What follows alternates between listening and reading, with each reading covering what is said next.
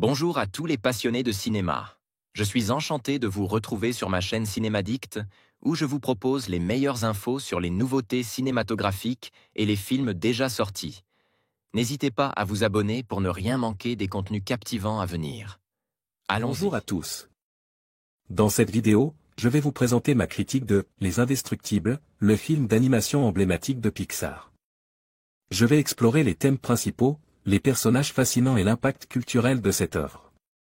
Que vous soyez un fan inconditionnel ou que vous découvriez le film pour la première fois, je vous invite à me rejoindre pour une analyse approfondie qui mettra en lumière ce qui rend Les Indestructibles si spécial. Alors, installez-vous confortablement et c'est parti. Il s'agit de mon film d'animation préféré et il fêtera ses 10 ans le 24 novembre prochain, l'occasion pour moi de revenir dessus à travers cette critique. Ce qui je pense fonctionne le plus avec ce film, c'est sa satire de la société actuelle et ses personnages auxquels tout le monde peut s'identifier. Avec Les Indestructibles, on rentre directement dans l'intimité des super-héros, au début du long métrage c'est sous leur meilleur jour qu'on fait la rencontre du couple phare, Hélène et Bob Parr, alias M. Indestructible et Elastigirl, et puis les années passent et c'est Marie, parents et avec quelques kilos en plus qu'on les retrouve. Et c'est ce que je trouve génial. Les Indestructibles, c'est un peu le fantasme de tous les fans de comics, connaître l'évolution de leur héros, 7 après. Où plus rien de transcendant n'est censé se produire dans leur petite vie, et pourtant. Autre facteur positif, le scénario, en faire rougir certaines grosses productions, on garde en mémoire ses nombreuses thématiques et ses multiples clins d'œil savoureux.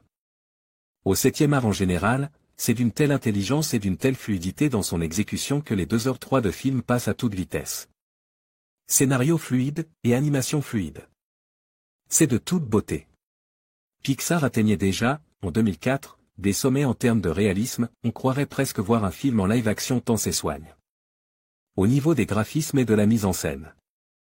L'écriture des dialogues est également superbe, c'est drôle, les punchlines sont excellentes et on en redemande. Dans les situations où les problèmes familiaux sont à bord, on ne peut qu'une fois de plus s'identifier aux personnages. Si le film est assez convenu dans sa deuxième partie, on ne peut s'empêcher d'aimer tant l'écriture est excellente et la parodie des James Bond dans laquelle le film tombe est hilarante. La bande-son, justement, n'est pas sans rappeler celle de la célèbre franchise d'espionnage britannique. Passons à l'ambiance du film, si le comique est bien entendu présent, c'est peut-être le long-métrage le plus sombre des studios Pixar. Parfois très cynique et dur dans sa première partie, avant le feu d'artifice que constitue son final. Indestructible et irrésistible, les protagonistes du long-métrage sont ceux d'un véritable chef-d'œuvre, résultat d'un travail colossal, m'ayant marqué à jamais et en ayant marqué beaucoup d'autres. Un bijou. Note, 5/5. Quentin. Les Indestructibles, de Brad Bird, sorti dans les salles françaises le 24 novembre 2014, avec les voix originales de Craig T. Nelson, Holly Hunter, Samuel L. Jackson. Synopsis, Bob Parr était jadis l'un des plus grands super-héros de la planète. Tout le monde connaissait Mr. Indestructible, le héros qui, chaque jour, sauvait des centaines de vies et combattait le mal. Mais aujourd'hui, Mr. Indestructible est un petit expert en assurance qui n'affronte plus que l'ennui et un tour de taille en constante augmentation.